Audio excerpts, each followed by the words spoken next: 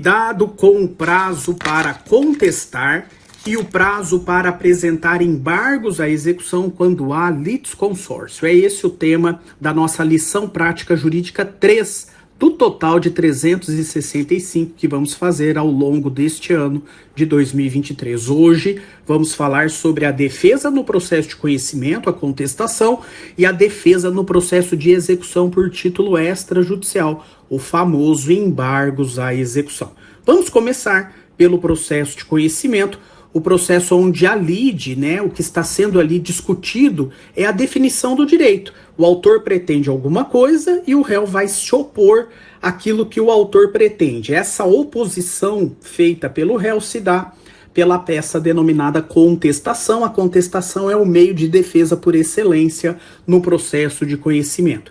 E a contestação, ela é baseada em 3 pilares. Toda contestação tem um ponto de partida, a petição inicial. E ao se redigir essa defesa, o advogado do réu deve sempre se valer desses 3 pilares. O primeiro pilar, o pilar da impugnação específica dos fatos.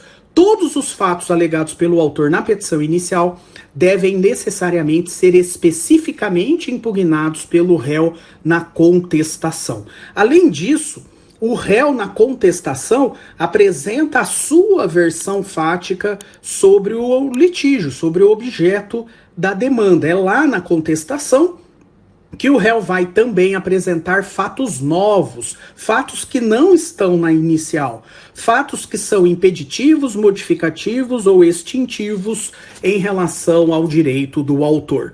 O segundo pilar da contestação é o princípio da concentração.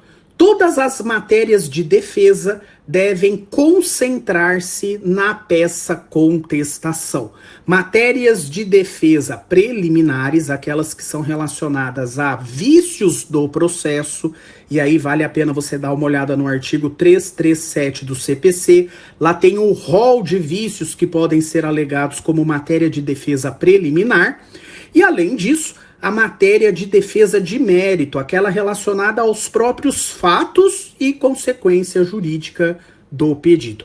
O terceiro pilar da contestação é o prazo para contestar. O réu tem um prazo de 15 dias para apresentar a defesa no processo de conhecimento através da contestação. Esse prazo de 15 dias são 15 dias úteis, prazo processual. Contado a partir de quando? Depende da forma como foi citado o réu. A forma do termo inicial do prazo de 15 dias se dá nos termos do artigo 231 do CPC. Por exemplo, da juntada aos autos do aviso de recebimento, quando a citação for por correio. Da juntada aos autos do mandado de citação cumprido pelo oficial de justiça.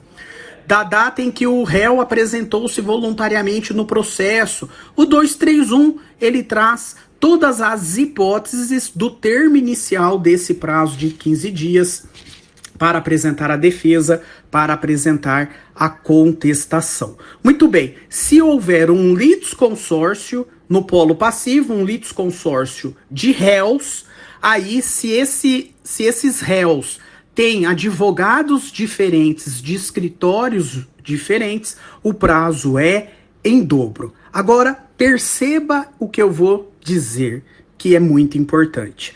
Havendo litisconsórcio, havendo mais de um réu, existindo, portanto, vários réus no processo de conhecimento, o prazo de 15 dias para apresentar a contestação conta-se do prazo do último ato realizado. O último aviso de recebimento juntado no processo, o último mandado de citação juntado no processo, a última carta precatória juntada no processo, enfim, o prazo para resposta, para contestação será comum em relação a todos os réus, ocorrendo ao mesmo tempo para todos, a partir do ato de citação do último réu do processo. A partir do momento em que esse ato de citação deu início ao prazo, e ele é o último a ser realizado no processo, inicia-se o prazo para todos os réus ao mesmo tempo. Diferente dos embargos à execução. Vamos falar um pouquinho agora sobre o prazo para embargos à execução. Nós sabemos que o embargos à execução é o meio tradicional de defesa do executado quando o processo de execução, por quantia certa, está amparado num título executivo extrajudicial. Os embargos à execução, essa defesa tradicional do executado, ela tem natureza de ação. É uma ação que está sendo ajuizada pelo executado para apresentar a sua defesa durante o processo de execução. A partir do momento em que o executado protocoliza a petição de embargos à execução, nós teremos dali para frente duas ações: a ação principal de execução e a ação de embargos à execução. Ambas tramitarão concomitantemente. Muito bem. Os embargos à execução, ele tem natureza de ação, como eu disse, e os embargos à execução, essa defesa tradicional, ela é característica de uma demanda, de uma ação, onde o executado, que é o autor dos embargos, o embargante, esse embargante ele pode apresentar qualquer matéria de defesa.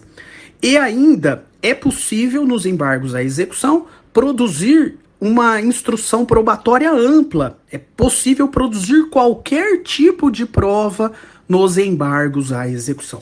Professor, para que apresente os embargos à execução? A execução tem que estar garantida por penhora, por depósito ou caução? Não. Não há necessidade de penhora para apresentar os embargos à execução. Mas se não há possibilidade, ou melhor, não há necessidade de penhora, quando que se inicia o prazo para apresentar os embargos à execução? Isso é muito importante. Os embargos à execução, o prazo dele ocorre lá no início do processo de execução. Quando o exequente protocoliza a petição inicial da ação de execução, o juiz, recebendo a petição inicial, determina a citação do réu. A citação do réu, do executado, melhor dizendo, para que esse executado faça o pagamento voluntário da dívida no prazo de 3 dias. Decorrido esse prazo de 3 dias sem pagamento, o oficial de justiça ou o correio, ele vai juntar nos autos o comprovante de citação do executado. E a partir do momento em que esse comprovante de citação do executado é juntado nos autos, automaticamente começa a contar o prazo de 15 dias para que esse executado apresente os embargos à execução. Perceba, ainda não teve penhora, ainda não teve depósito, ainda não teve caução. O comprovante de citação do executado sendo juntado aos autos, se for pelo oficial de justiça, o oficial de justiça junta o mandado de citação. Se for pelo correio, é juntada a carta com a R de citação do executado. A partir do momento em que esse comprovante de citação do executado é juntado nos autos da execução, automaticamente começa a contar o prazo de 15 dias para os embargos à execução. Esse prazo ele é um prazo também processual, 15 dias úteis, é o que prevalece na doutrina e na jurisprudência.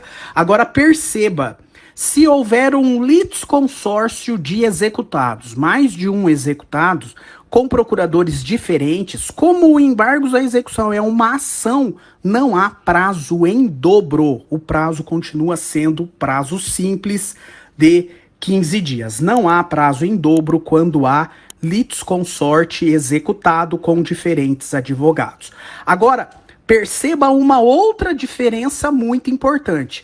Nos embargos à execução, o prazo para o executado em litisconsórcio apresentar os seus embargos à execução, esse prazo é individual. Não é como no processo de conhecimento, que o prazo inicia-se a partir do último comprovante de citação. Não. Nos embargos à execução, na ação de execução, o prazo para os embargos é autônomo, é individual.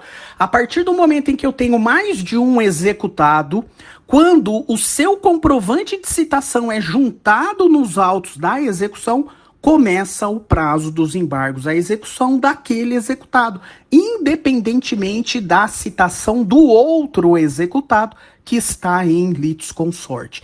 Aqui, muitas vezes, na prática jurídica, há muita confusão quanto a isso.